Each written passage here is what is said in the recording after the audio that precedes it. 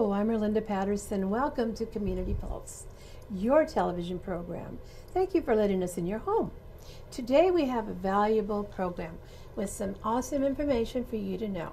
Okay, and we're talking about Covered California. And we have here a very special guest. Thank you for coming. Thank you. I'm so glad you're here. And you are Jessica Garcia. Yes. Yes, Jessica. And you're with the City of San Bernardino Employment and Training Agency. Yes, ma'am. And you're the Covered California Program Manager. Yes. That's great. That's great. Last Sunday, as I was telling you earlier, I went to the Orange Show and there was a nice display. And there was two young people there, about 20 years old. And they offered information about the Covered California Act. Awesome. And I was really excited. They made it easy to understand.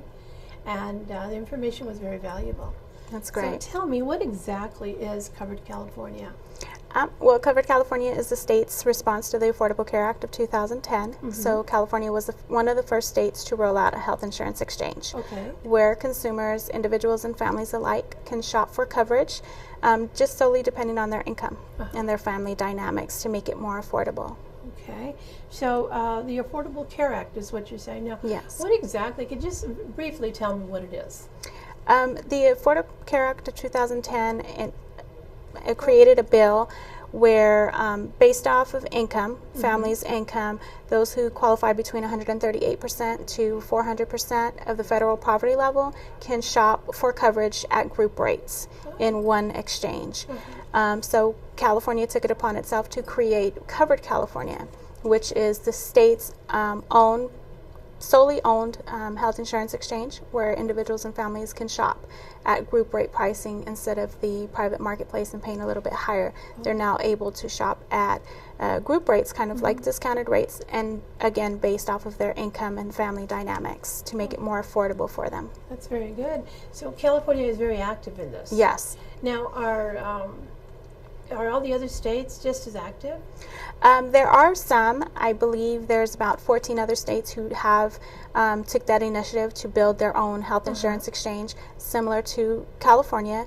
And then there are those who did not adopt it, and so their residents and consumers can go through healthcare.gov. So two different elements and ways to do it. The easiest way for the general population to figure out where they go or where they would shop through is starting at the healthcare.gov site. And on the home page, they can select their state, and there'll be a little box to tell them they shop through healthcare.gov or they would go through their state's health insurance exchange. Oh, good. So the programs, when they go through Covered California, so let's say, for instance, I'm 60 some years old. I'm not going to tell you exactly how much, but let's say I don't have insurance, okay, and I want insurance. So what do I do?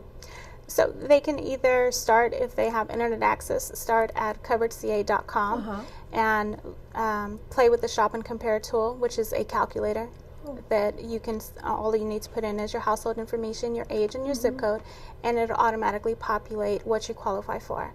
Depending on your income as a single individual, if it's less than $15,800, then they're most likely eligible for Medi-Cal now. So that's low cost or no cost health insurance. If it's two or more, or there's dependents, the income is a little bit higher than $15,000, then they would qualify to shop the exchange and also receive financial assistance from the federal government to pay the monthly premiums. Okay, so that answered my next question. I was going to ask you, what if I don't have any money whatsoever? So I can qualify possibly for Medi-Cal. Yes. Medi-Cal. To date, there's about 1.3 million individuals who enrolled in Medi-Cal and are going to be receiving benefits from the Medi-Cal since the adoption of Covered California. Now, does everybody have to have medical insurance? Everyone who is a tax filer does. They're required to have or to shop for health insurance based off of their income. If they don't have health insurance and they choose, now that open enrollment has ended as of March 31st, there's a second open enrollment that's coming around in the fall. And if they choose to go without health insurance for the remainder of this year, then when they file their taxes, they'll be penalized $95 per adult, or 1% of their gross income. Oh, okay. It's less than what I was. The rumor was it was 300 plus Well, per person, the penalty. that comes in the following year. So Oh. the second year, the penalties increase to 2% or $325.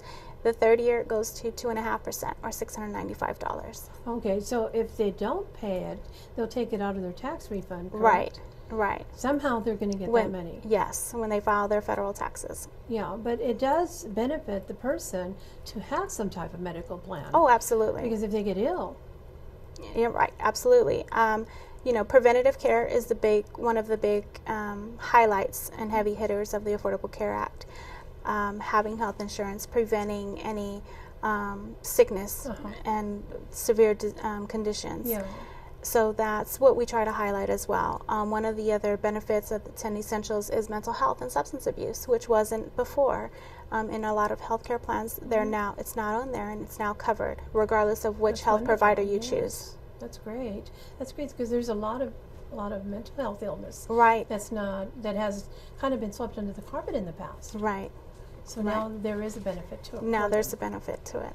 That's great. That's great. Now, all people, let's say for instance here in San Bernardino County, if my child doesn't have insurance, but I'm the taxpayer, will there be a penalty if I don't put them on? Yes, you'll have a So penalty all the for people in my anybody family. who's on your 1040, any of your dependents. So household is considered by who do you identify on your 1040 on your taxes Okay. is going to determine your household and also your income. Oh, I see. So that there's a way around that, huh? Yes. There is. They're going to find us. Yeah. And it's important that we do have that, Yes. insurance. So how long have you been doing this? I started with the program in June, Oh. and we'll be continuing with Covered California through December. So you really enjoy your job. Oh, absolutely. So what are some of the things you do? We participate at community events and research fairs, something similar to the National Orange Show where you attended. We also do private and community education presentations to educate as many community members as we possibly can.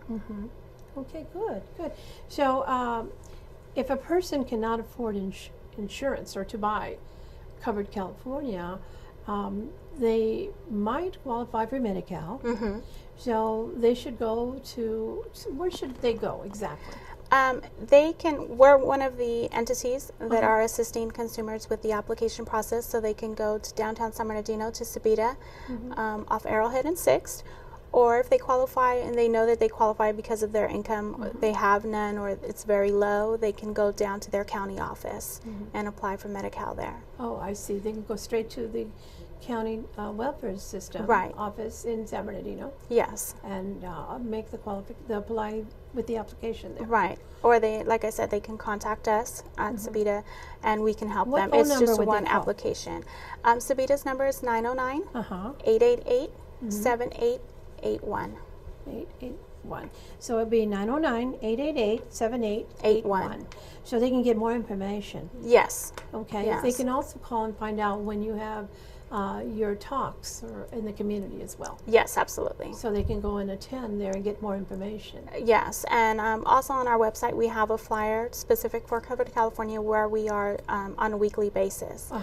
We do one-on-ones at Sabita, but we also attend the Ovid Library in Ontario twice a week, Mondays and Wednesdays, to educate the community in Ontario and also in the high desert.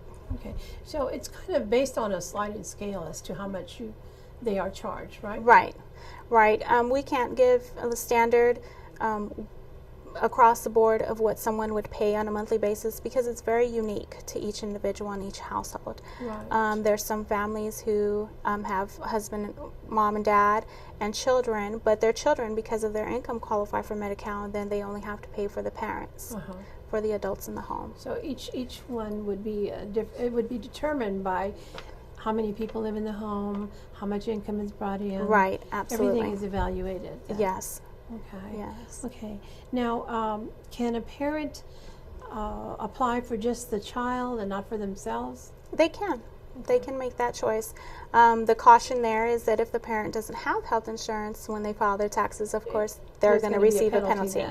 Right. So supposing there's non-documented, a person without legal status, and that happens. Right.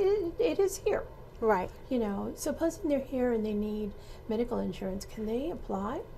So with the undocumented population, if they are here and they're working, or it's a mixed family situation, if they're working with a TIN number and a Social Security, and they can prove their status, their legal status here, and they're considered lawfully present, then they can shop the marketplace. An undocumented, let's say a mixed family with undocumented, and the children are legal residents of the United States, they can shop for their children.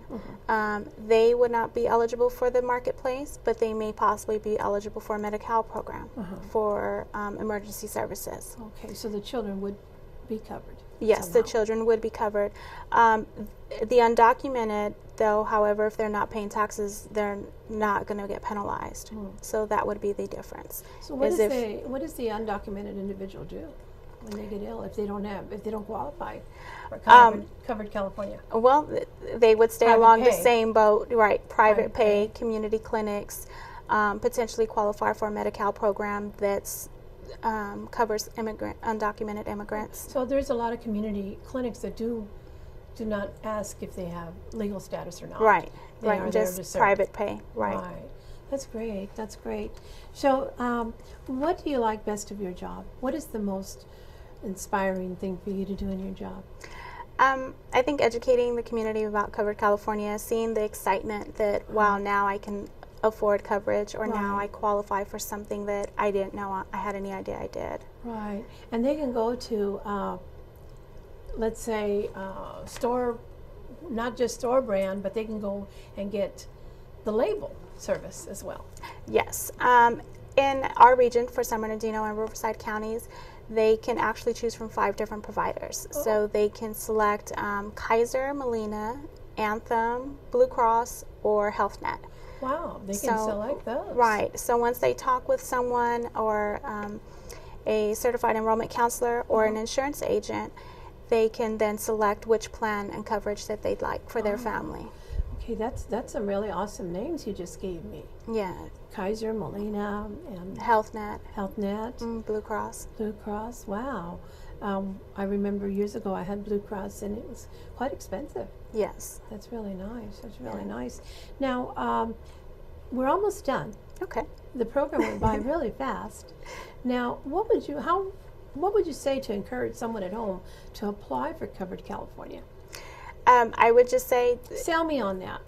make your best educated decision. Don't go off of what someone is saying. Find out for yourself what you actually qualify for. Many people are surprised of what they qualify for, what their family qualifies for, and the rates of the coverage. There's many options, so you're not just stuck to one company or the other. You get to choose your own. So it's all based off of choice and value, and it's important to make those educated decisions and not just go off of what he said, she said, or what's out there. Wow, that's great. I was quite impressed with the names of the different types of medical insurance people I could go to get the service. Right. And so I feel like I'm somebody now. Right, and there's choice and value. Yeah, that's really wonderful. So we encourage people to go and apply for the Covered California. And not be discouraged to, if for some reason they don't qualify, do you try to find them direction as to where they could go? Yes. Okay. Yes. Sabita is also a resource center. Good. So we also try to provide them as many resources as possible. But oftentimes, because of circumstances or situations, they qualify for Medi-Cal, or they qualify for coverage that is affordable. That's really wonderful. We're really grateful that you came. Oh, thank you. Because people need to know that this, your program exists. Yes, absolutely. Yeah, all I heard was the negative was, we're going to get penalized if we don't get insurance, and it was kind of negative. Right, so it's the misinformation. So that's why our biggest goal and greatest feat and celebration is that we get to educate them so that they can make the right choices for themselves and actually show them exactly what they qualify for, so that way the decision is made properly and not just off of the negative. Right. So let's go forward with Covered California. Yes. And you continue the work that you're doing. You and your colleagues are doing an amazing job. Thank you. I was really impressed. I told you, it was this really neat booth out there at the Orange Show auction, and they had a lot of people coming around to get information. Yes. And they were well versed in their work. That's great. So, kudos to you and them for all the work that you guys are doing. Great, thank you. Thank you so much for being Thank you. here today. Well, Community Pulse, you heard some valuable information today about Covered California. Do not be afraid of it. Ask questions. Go and sign up.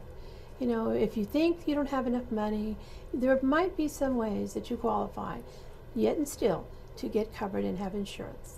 So do not be discouraged. All right.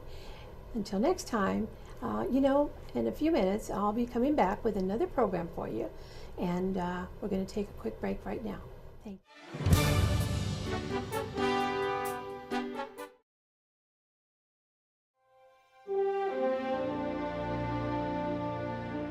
I lost my brother Frank in the Battle of Iwo Jima. He served on 4 combat tours. In Vietnam, in Iraq, Afghanistan. there's a life that was lost behind that pin. I put it on for my wife. For my husband, My brother. My dad. My son. We wear it because we honor those that we lost. To learn more about the stories behind the Gold Star Pins, visit goldstarpins.org.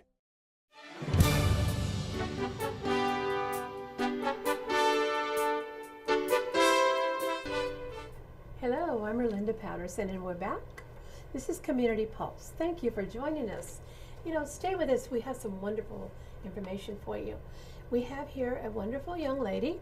Her name is Berenice Villa. Yes. Thank you for being here, and you're with the Community Coalition of Colton? Yes, of Good, course. good. Thank you so much. Thank you. I really admire the work that you're doing. Oh, thank you. What is the mission of your group, and what is it called? Well, I'm part of the Colton Community Coalition for Change. I've been with them for about 3.5 years. The coalition. How old are you, by the way? I'm 20. You're 20, and you've been. I'm wow, 20. you've been Yeah, I busy. started when I was in. I started helping them when I was in high school. My junior year, I attended training, and then I went ahead and worked all my senior year, and we worked with Mothers Against Drunk Driving. I understand your mother's with you too. Yes, she is here with me, but she's helped me a lot with this too. She was the one taking me to the trainings I needed to go to the meetings I needed to go that's to, wonderful, yes. and slowly got involved. But our mission for the Colton Community Coalition for Change, we do work with other cities like Rialto and Grand Terrace and Bloomington, and they have their coalitions. But our mission, I think, as a whole, is to reduce underage drinking and minors that are under the age of 21. That is Very our good. mission, and we work that through programs, through specific programs, working with the community. We base ourselves upon what programs we're going to do, not only what we hear from the community and what we see as youth and as parents, but there's this foundation, MetLife, I know some of them have heard it, which says 90% of addictions start in teenage years. Right. So that is something that we use, along with the County of San Bernardino. They have a study out that says that the first age that a youth will consume a whole alcoholic beverage is 12 years. 12 years old? 12 years old. We can almost say that's a child. 12-year-old child get the alcohol? And that is where we use the community to answer those type of questions, to take those surveys to say, where are we seeing that these youth are having access to alcohol? Absolutely, yes. And that is where we come up with projects and campaigns to be able to combat that. How else do we combat that? But with the community. So we go ahead and we use that, and as programs, you were mentioning you like my shirt before we came on the break. So I went ahead, and this is one of the programs that we're working with. It's called Alcohol Free Quinceañeras, and I went ahead and I brought you one. Oh, thank you. So you can Celebrate go ahead your and see quinceañera. alcohol free. Oh, thank you so much. So this is one of the programs that we have, and it's specifically so that in quinceañera celebrations, Yes. the minors that are under 21 years of age do not have access to alcohol. If you decide to have alcohol in your parties, Yeah. to make sure that those youth that are under 21 years of age do not have access the to access that. to it, right? So that is the programs we also have around this season of prom and graduation. I know Yes. Rialto has had it, Colton has had it. Yes. You know, their proms and their graduations are coming up pretty soon. We have this campaign called Cinco No Drinko. Cinco no drinko. Cinco No Drinko, because we have found out that a lot of the schools, especially in the city of Colton, they decided to do their prom around Cinco de Mayo. Right. So they thought it was funny to say, hey, Cinco de Drinko. And we're like, well, actually, Cinco No Drinko. Look at the consequences. Look at the dangers that comes along with drinking. Do you want your graduation to be a happy memory, or do you want it to be in commemoration of someone you lost at your prom? Right. You don't want to turn the news on and someone's child is dead. Yes. Because they're on their way to prom or on the way back from prom and they've had alcohol. Yes. At correct. Prom. Yeah. It happens. It happens. It happens every prom. And that is where we're saying, where we've heard these from the news, we hear these stories from our coalition members, which are community members, that have the same passion and ideals of trying to work together. And how do we change this? How do we reduce the consumption of alcohol in minors? What can we do? And they're saying, how can we help? And that is where the agency MHS Central Valley Prevention Program comes in and says, well, we're your hands. What do we provide you with, and you go ahead and take it out to the community. They're the ones that are helping us, and we're the ones that are really taking it out there. And it's so good to work with the community. You know, there's kids that are working in the coalition, youth, and we have these booths that we take to elementary schools when they invite us to show them to show them the dangers and the consequences, and just the amount of adults coming up to us saying, where have you been, you know? And that is where we say, well, we're here, and we're here to work with you and help you. We have actually, because of that, we have had community forums before in English, and not too long ago in October in the city of Colton, we had a youth community forum, which was called #SuperheroMe. And it was all youth led. But recently, we started figuring out that a lot of Spanish-speaking Hispanics wanted to know the information and they weren't able to get it. So we created a Spanish community forum. Well, that's wonderful. That is going to be on the 24th of May at Our Lady of Guadalupe Parish in San Bernardino, which is located on 5th Street. And it's from 9 a.m. to 12 p.m. And there's going to be people, it's all in Spanish, but anyone is welcome to come if they want the information, because our whole point is to work together and to find a solution together. You know, this is the cause that we together come together, you know, unite to find that solution, and we only need those people who are interested.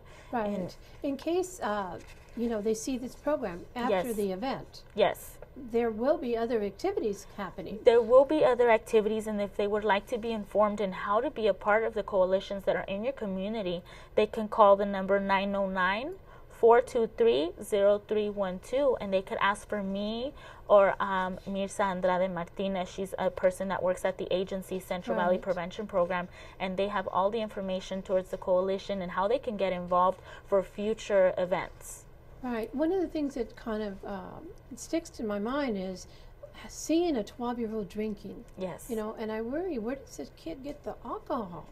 And once they start the drinking, it leads to other things. It opens the door to experimenting with other drugs. Working in the coalition, I see alcohol as a drug that can harm those children. We're talking about 12 years old. So that is where, if alcohol is something that they start with, how do we prevent them from that? And that is where we work with adults, with parents, and children and youth. We work with everybody who is interested and willing to make a change, you know, and I think the change starts with oneself and realizing that we need the change. With the passion that you have for this program. And your mother's. You know, I know she's very involved in this as well. You know, people in the community will receive that information. And programs like we're doing right now, with your work and your wonderful perseverance of promoting the education to the public is awesome. It is awesome. Thank you. And it can prevent a life from possibly being dead. Yes, it can, and you know, it can prevent those stories from coming out. We've recently heard a lot in the news as well of those stories where at the house parties where girls, you know, the activities that go on there that are then wake up published. and don't even know what they've done. Yes, that are published on social media. So that is what we're trying to prevent, is to reduce, you know, the consumption of alcohol and where they're getting it from, and together we can be the solution. I think that is what's important, is not how can we find the solution, but we can be the solution. Right. That's a wonderful way to look at it. Yes, Absolutely. and I thank you so much for having us on and providing this information to the community, because if it weren't for people like yourself opening your doors to your programs, we can't reach out to the community as much as we would try. It's a team approach. It's a team approach, you know. You're doing it in English and Spanish today. And that's wonderful, because the Hispanic population, which is a big opportunity of people that are more Hispanics.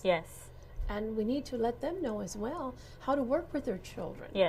Educate their children that alcohol can be deadly. Yes, and I think we know that. It just takes some realization in looking at and where we live and saying, okay, it is affecting my family as well. How do I make that change? Now, where are the meetings held and when? Well, we Colton Community Coalition, we meet at the Hutton Center in Colton. It's a community center, the Lawrence A. Hutton Center. If I live in Rialto, could I still go? Yes, Rialto actually has their own coalition. Oh, do they? So I'm not well versed because I don't really work with them. But if I want to go there, can I go there? Yes, you can. You can go ahead and, like I said, you can call that number that I mentioned. It's the 909-423-0312. And speak. You can ask for myself or Mirza and that information, but you can go. We meet every Thursday, once a month, every 3 weeks. So you can go ahead and meet with us. If you want more information, you can go ahead and call the number. We're working with the Rialto Coalition and the Colton Coalition. We do come together for the Cinco No Drinko campaign. We all came together, and that campaign is going on as a whole. You know, all the coalitions come together and work with that as a whole, because prom and graduation happens in every city. So we went ahead and worked together for that. And quinceañeras are always happening.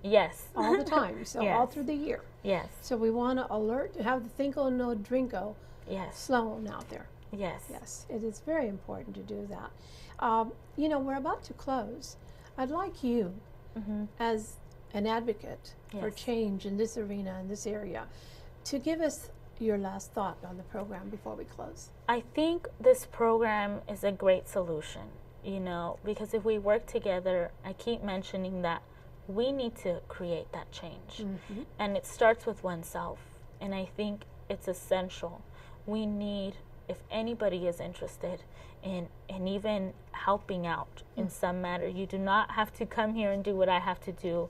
We have so many outstanding parents and children who are working in their elementary schools. So if anybody is just willing and just starting with coming to these events and seeing what we do and work further with that, that is all we need. That's the way we spread the word. That's the way we spread the word and save lives. Yes. Thank you so much for being on this program today. No, thank you so much for having me. And we are so happy. And Cinco No Drinko. Cinco No Drinko. We need to keep that slogan in our hearts. And again, you know, I can't say it enough. Save lives this way. Thank you so much. Because our babies don't need to be drinking. No, I think we need to, we want to see successful youth. Absolutely. That is our future. That is our future. They're our present. I believe they are so much our present, because they're the ones that are now voting and deciding where they're going to go for their future. So how can we change their present? Yes, absolutely. That's a good way to put it. Thank you so much. All right. Thank you for being here. Thank you so much. Well, Community Pulse, this has been really interesting. I'll tell you, you know, from the wisdom of a young lady here, we have the Cinco No Drinko program. It's very important, and you need to be careful. Parents, please, I urge you, I urge you to please consider going to one of these meetings and learning a little bit about how to deal with your youngster, your 12-year-old to 17-year-old. Learn how to deal with them when they're beginning to be at that age where they might be tempted to do alcohol. Again, I'm Rolinda Patterson, and this has been your program, Community Pulse. Thank you so much. Thank you so much.